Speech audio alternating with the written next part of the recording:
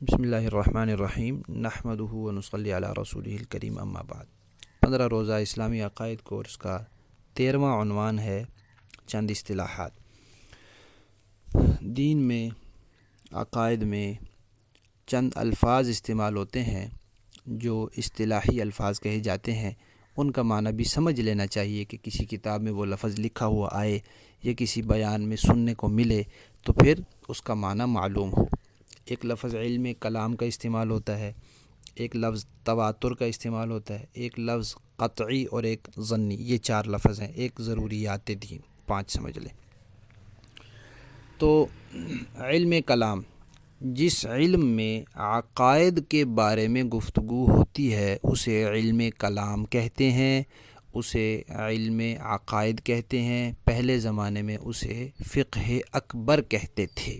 تو یہ عقائد کے بارے میں جو علم ہے اس کا نام ہے علم کلام، علم عقائد اور فقہ اکبر۔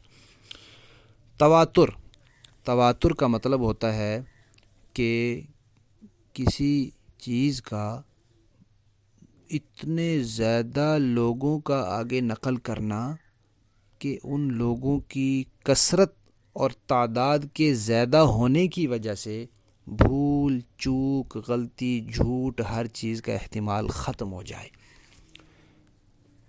تو اس کو تواتر کہتے ہیں۔ پھر اس ذریعے سے جو چیز آگے پہنچتی اور منتقل ہوتی ہے اس چیز کو متواتر کہتے ہیں۔ نبی کریم صلی اللہ علیہ وسلم کے متعدد ارشادات ہیں جن میں آپ نے فرمایا کہ قیامت سے پہلے حضرت عیسیٰ آئیں گے۔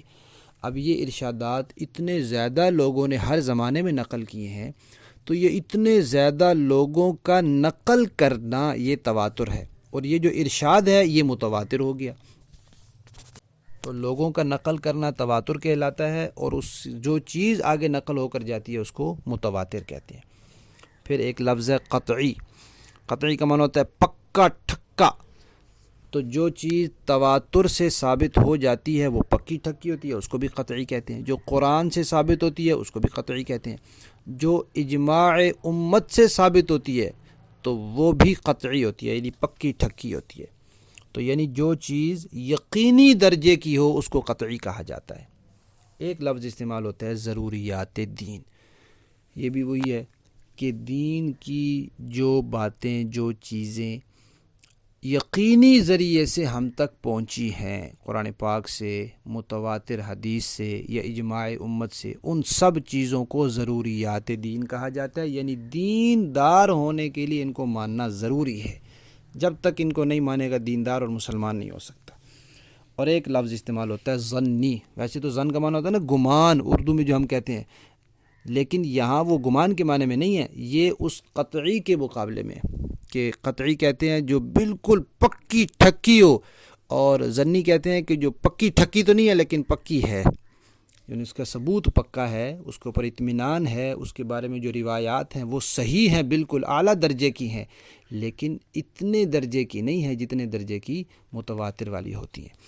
تو ان الفاظ کا معنی مفہوم بھی ذہن میں رکھنا چاہیے، کیونکہ دینی کتابوں میں یہ الفاظ استعمال ہوتے رہتے ہیں۔